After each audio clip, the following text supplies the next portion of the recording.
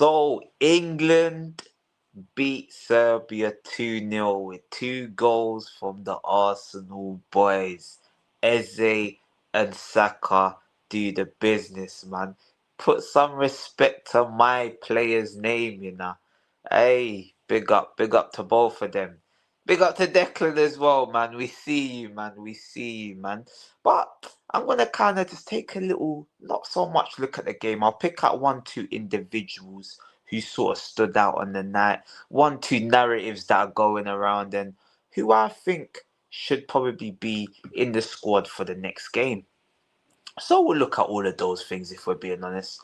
So the first sort of thing I want to talk about is Thomas Tuchel, the England manager.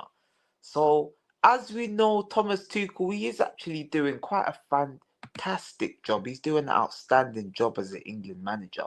So he's actually managed 9 games now. He's managed all 7 games in the qualifying campaign, and he is yet to concede a goal. Thomas Tuchel is yet to concede a goal. And who would have thought that? Many England fans were probably a bit hesitant about Thomas Tuchel. Oh, he's probably like Southgate. Da, da, da, da, da, da, da, da, da.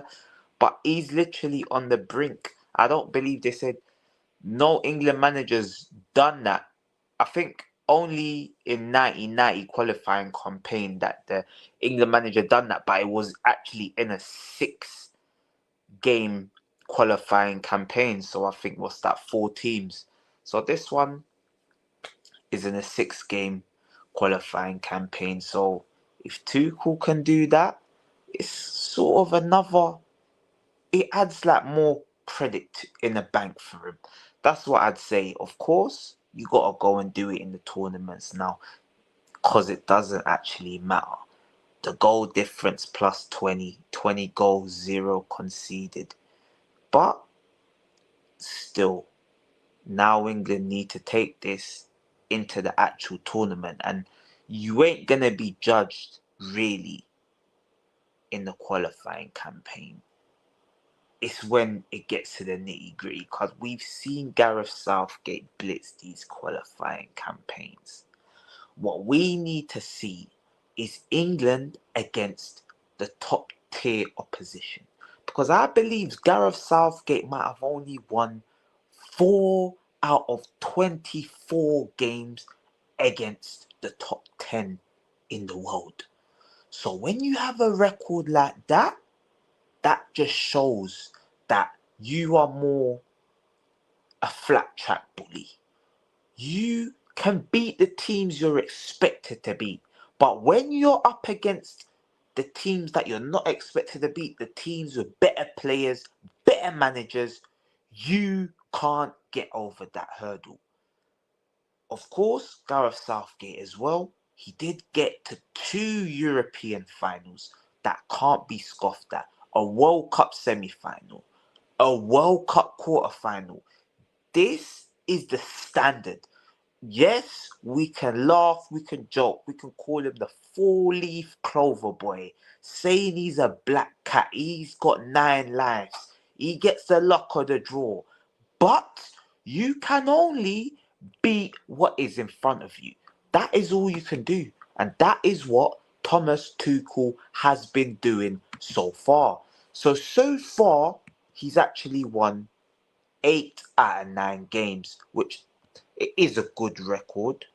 The one loss came in a friendly against Senegal.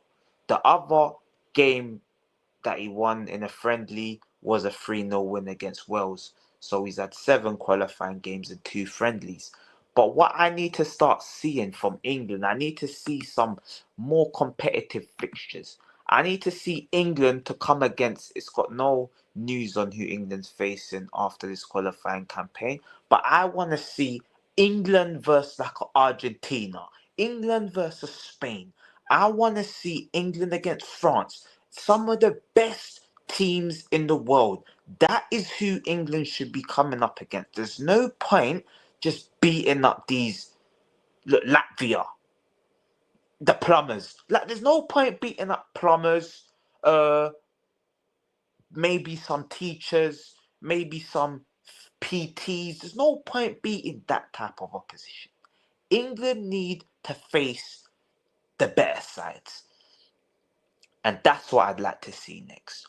The two friendlies against Senegal and Wales, Senegal done them over.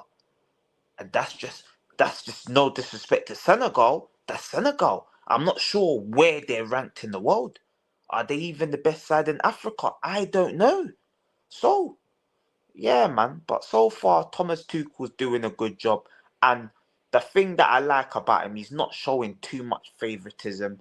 People are getting picked on merit. There's a lot of people like the Whartons, the Elliot Andersons that play for the Crystal Palaces and the Nottingham Forest.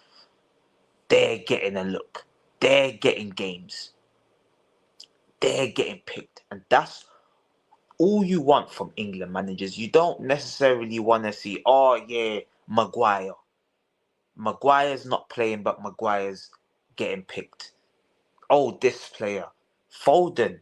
Foden would have been picked ages ago. But Thomas Tuchel, he waited. He waited to see some type of form from Phil Foden. And now he's had a good month. He got 2 goals against Dortmund. I think he might have got a goal or assist recently as well in the league. I don't know. But he's starting to perform a bit better. And he got his call up. And that's what you want. You want England managers to pick players based on form. Yeah? And that's what he seems to be doing. No favourites, just merit. The only time you can be a favourite of a manager is when you're performing. And that is what I want to see from Thomas Tuchel as the England manager. So, we'll take a look more at the game. So, as we know, England won that game 2-0. It was quite, you'd probably say it was easy, but there were some rocky moments in the game. England had to wait till the 90th minute to get the second goal. 2 goals from the Arsenal lads. Great finish from Saka volley. Nico Riley took a shot, it deflected. Came to Saka, but volleyed it, but it come off like his calf or something, or his ankle. Tucked it away nicely. Then Eberici Eze got the finish from the edge of the box, curled it into the top corner. And there's been a lot made out of that goal because it seems like the commentators, the pundits, sort of at the end of the game were asking, oh, what about that pass from Phil Foden, Eze? They didn't really want to talk about the actual finish because the finish was beautiful. They were more interested in Phil Foden playing a 3-yard pass to Eberici Eze, which it is a bit strange, but it's no surprise because we've heard it for ages now. Commentators gushing over Foden when he weren't in good form for England. Now he's got an assist. They were always going to pick it up. And to be fair, Phil Foden, he looked very good in that false 9. He was getting that on the ball, driving, playing. He played that nice pass to Eze, well, 5-yard pass, but still, you know what I'm trying to say. He had an all-right game. He came on as a sub, him, Bellingham and Eze. Eze, great finish. Magical feet in the box as well. Great pass to Elliot Anderson. Eze was, superb when he came on, and rightly so, he got the goal. Foden almost got another assist previously as well. He put it in over the top for Eze. Eze done a karate kick. The goalie saved it, hit the crossbar. Eze could have had 2, and Foden could have had 2 assists. So there was a good link up there. Bellingham pulling the strings, getting onto the ball, making things happen, causing non-stop havoc. The subs definitely added some added impetus into that game, some higher intensity, and that is what you definitely like to see. I'd be interested to sort of see the stats. I sure would be interested. So let's see the first half. In the first half, okay, 9 shots. The goalie made 1 save. Obviously, Saka scored. Then what in the second half? Okay, 10 shots. Goalie made no saves, to be fair. So, Seems like England, what, 4 shots on target, 2 goals, or 3 shots on target. Not a lot. Not a lot. But still, either way, it seemed a lot like that second half. When the subs were made, it just seemed like a lot was going on. And that's mainly because, like, Jude Bellingham, you could see he brings a total different level to the Morgan Rogers. Morgan Rogers, he's done well filling in for Jude Bellingham. But if we're being honest, it's night and day. You can just see the quality. You can even see defenders are more scared. They're like, yo, oh, it's Bellingham. It's Bellingham. Like, yo, what do we do? What do we do? And he's a presence. He's a presence. He's up and down the pitch, causing havoc. So I feel like currently, if Tuchel's going to go with this Rice and one more, then Bellingham sort of in a free role, Bellingham's got the shirt.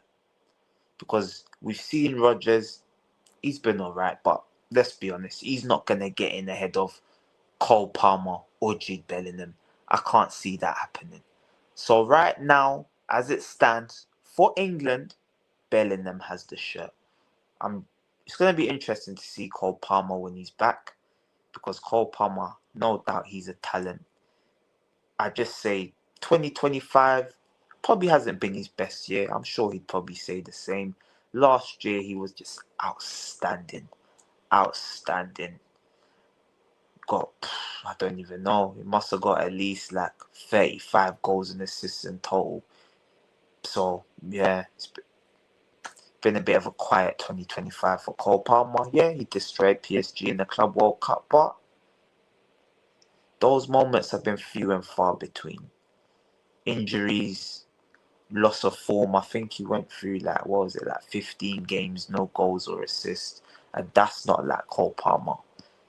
He does usually still influence the game, but he's a numbers man as well as an influencer. So once he gets both, that's when there'll be competition and there'll be more questions to see whether or not it should be Bellingham, Palmer, Kane and Saka as a front four. How you fit that in, I don't know. But one thing with Tuchel, he's very, I wouldn't say stubborn, but he knows what he wants to do. He wants pace on that left-hand side. And Rashford or Gordon, none of them really are like saying, this is my shirt. No one's really saying, this is my shirt. Eze's got 3 goals in his last 5 games. But I wouldn't say he's got blistering pace.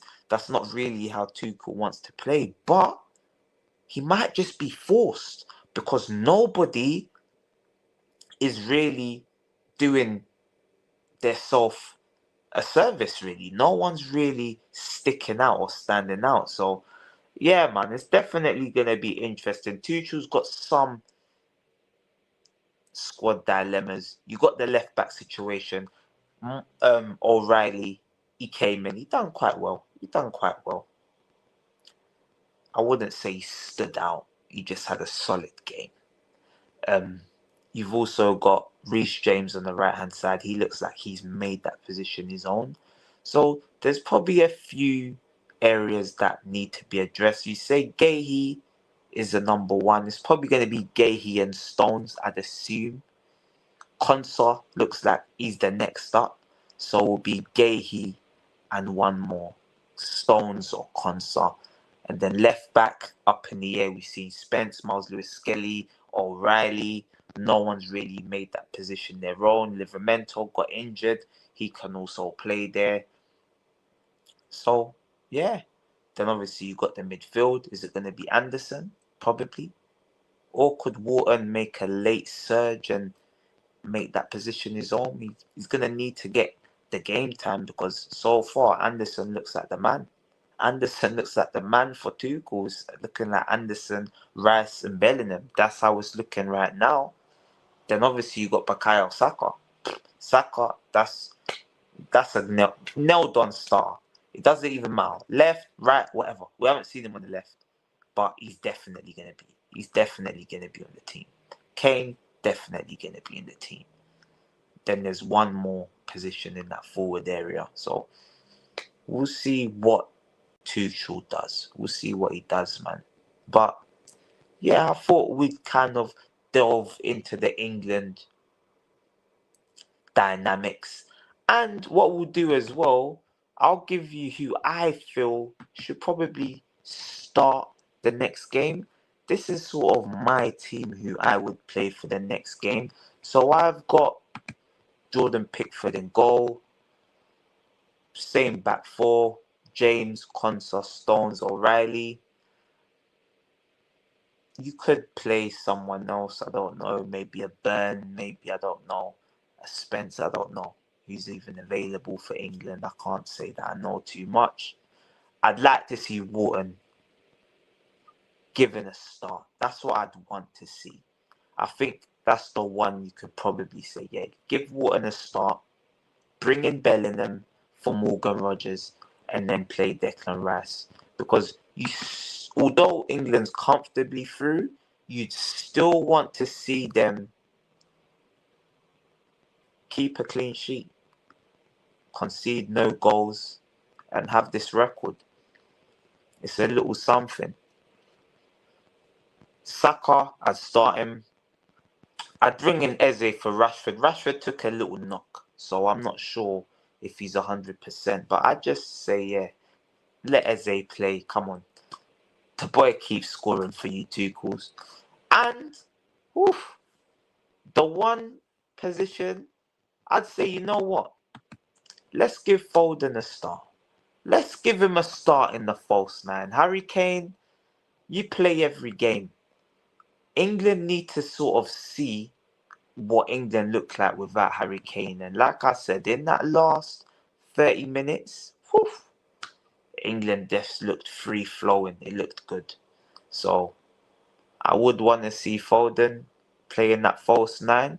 But if it's Harry Kane, who can be upset? No one can be upset, really. Because he's the captain. He's the talisman. And it's better to sort of keep things as they were. So maybe it might be Rashford, Kane, Saka. I don't know. We'll see anyway. That's up to Tuchel. But this is what I'd like to see. And yeah, people, man. Hope you've enjoyed the match reaction. We'll be returning after the Serbia game. Well, not Serbia, sorry. The Albania game. And hopefully England can keep another clean sheet. So, people, don't forget to like, share, comment, and subscribe to the channel. I'm out, people. Bless.